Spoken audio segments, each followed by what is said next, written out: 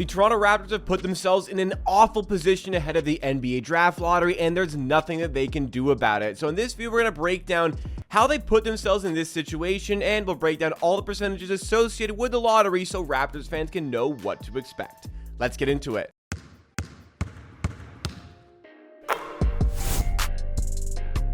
The NBA draft lottery is nearly here, and I don't know about you Raptors fans, but me personally, it hasn't quite sunk in that there is an above 50% chance that the Raptors actually do not keep their top 6 pick for the 2024 NBA entry draft. But a little bit later on in the video, we're going to go through all of the percentages associated with where the Raptors might end up, or where that pick might end up if it lands in the hands of the San Antonio Spurs. But we're going to get started in this video to talk about how the Raptors put themselves in this situation where they can have an awful season that ends in a tank and they still may not even keep their first round pick. But before we go any further, I want to remind you guys, this is Amateur Hour Sports, the YouTube channel dedicated to Toronto Raptors content and videos like this, as well as live streams on the channel. Speaking of live streams, we're going to be live during the NBA draft lottery, watching it along with you guys. So if you want to celebrate what potentially might happen for the Raptors, or perhaps drown your sorrows with the rest of the Raptors community, make sure you come through on this channel right here and show your support. But the Raptors, this situation has been brewing for quite some time, although we didn't really expect it looking back 1 year ago. Over a year ago, the Raptors made the almighty trade that put themselves really in this situation, or at least gave themselves the potential to land in this situation. But that wasn't the biggest problem associated with the trade that made this happen. The trade that put the Raptors in this situation was the trade that brought Jakob Poeltl back to the team. The 2023 NBA trade deadline saw the Raptors shell out this pick, top 6 protected, to the San Antonio Spurs, essentially in exchange for Jakob Poeltl. Now, the trade in itself, the Raptors, they gave away a first-round pick, top 6 protected for 2024. They gave away a second-round pick, and they also gave away Kemba. Just a bit of a salary dump in the trade as well. In return, they received Jakob Poeltl. And on paper, when you're looking at a trade of this caliber, you're seeing the Raptors giving away a first and getting a starting NBA center who they had a great degree of confidence would re-sign with the team, and that was the case. Jakob Poeltl re-signed on a very nice deal, in my opinion. 4 years, $80 million, $20 million per year. But if we look at the trade in a vacuum, just at the trade, it made sense. The Raptors got a pretty even deal out of it overall, pretty successful if you ask me. Trading away a first-round pick for a starting caliber center, a lot of teams are going to want to do that, especially ones that desperately need this center at that trade deadline, just like the Toronto Raptors did. And my goodness, did that team improve after making the trade. But the issue was the team wasn't very good before the trade, and even though the team improved substantially after acquiring Jakob Poeltl, they didn't improve enough to make that trade make sense. And when the team got worse in the offseason, after especially Fred VanVleet left the team for absolutely nothing, the Raptors put themselves in a position where a season like this could happen, and they could get nothing out of it because of the protections on the pick. When the trade happened, I was pretty upset that it wasn't a top 10 protected pick. And looking back, man, it would have been really good to have the top 10 safety net on this pick overall. So the issue wasn't exactly the trade. The trade in itself, what we traded away, what we received made sense. The problem was the front office, once again, putting too much faith in the core that they had built. And it was a core that everybody seemingly had recognized wasn't going to take this team to the promised land of being a contender. Everybody had recognized that except for the front office. Now, granted, coming into this season, I myself especially was adamant that, regardless, the Raptors are not going to be bad enough to use this pick. There's just no way this team with Siakam, Anunoby, Barnes, Poeltl, Schroeder, Trent, there's no way a team with that caliber of a core, that caliber of players, is going to be a bottom 6 team or even close to a bottom 6 team. Well, here we are, a bottom 6 team with a 45.8% chance of keeping our pick for the upcoming NBA draft. So the trade wasn't the problem. It was the overconfidence in the core, and then it was doubling down on that overconfidence. Once the Raptors had realized, like at the end of last season, the end of the 2022-2023 season, which ended in play-in tournament defeat to the Chicago Bulls, there definitely was a realization from the front office that things were not clicking here, but they had dug themselves a hole by trading away the pick. There was no safety net really on the season that the Raptors could have a great degree of confidence in. They couldn't assure themselves of the draft pick, so it feels as though the ambition to tank later on in the season was a little bit more delayed than it should have been. Ultimately, that didn't cost the Raptors. In the end, they got the best case realistic outcome, which was finishing below the Memphis Grizzlies at the bottom 16. Like, they just were not going to catch the Portland Trail Blazers.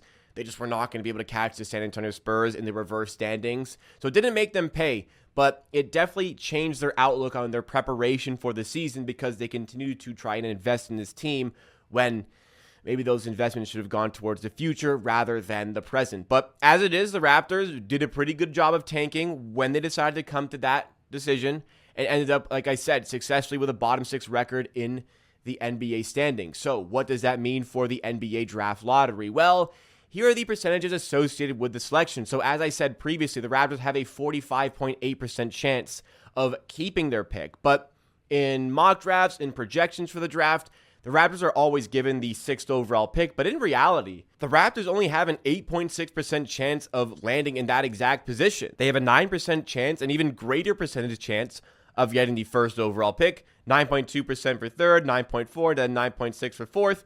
They actually cannot end up with the 5th overall pick, and as I said, there's about a 55% chance that the Raptors will not be able to keep their pick. It's actually 54.2% chance the Raptors will not be keeping their pick, and that is going to the San Antonio Spurs. The worst that this pick could end up in the NBA draft lottery is 10th, which is why I go back to my thought earlier.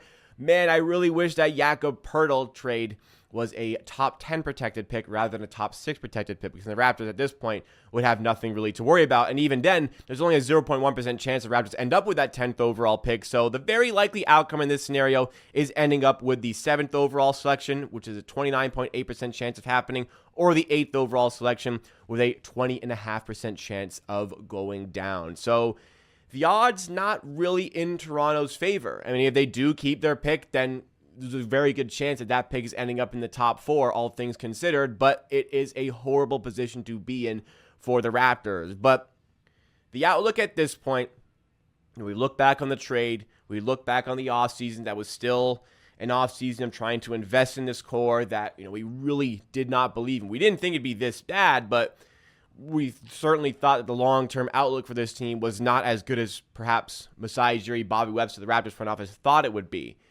But looking back on all of that, that's a sunk cost. We need to evaluate what the situation is right now.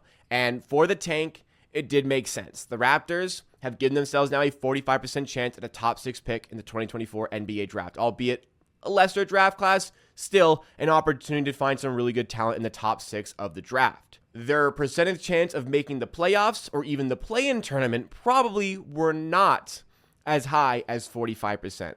So the Raptors decided that their percentage chance of keeping this pick was better than their percentage chance of actually making the playoffs, which is why in the end they decided to go for the draft pick. I think that was the right decision. We can't look back on this decision to tank, this decision to go for the draft in hindsight. That's going to do damage. We can't see the Raptors kept their pick, got a good pick, and look back and say, wow, what a great decision to tank. We can't look back if they don't keep their pick and say, well, that was a horrible decision. We need to evaluate right now that was likely a very good decision. All things considered, there were mistakes that led up to that decision. But in the moment, going back on everything, it's a sunk cost. It's in the past. The decision to tank was the right one made by the Raptors. At the end of the day, there's pros and cons to both outcomes here. Look, it's not the best draft, but like I said, there's still an opportunity to find talent in the top 6, potentially the top 4 of the NBA draft. The Raptors, typically, the drafting portion of running a team is their strong suit. So you give Masai Ujiri, Dan Tolzman, that scouting team an opportunity to find talent. Usually they come out ahead in those sort of discussions. So the Raptors keep the pick.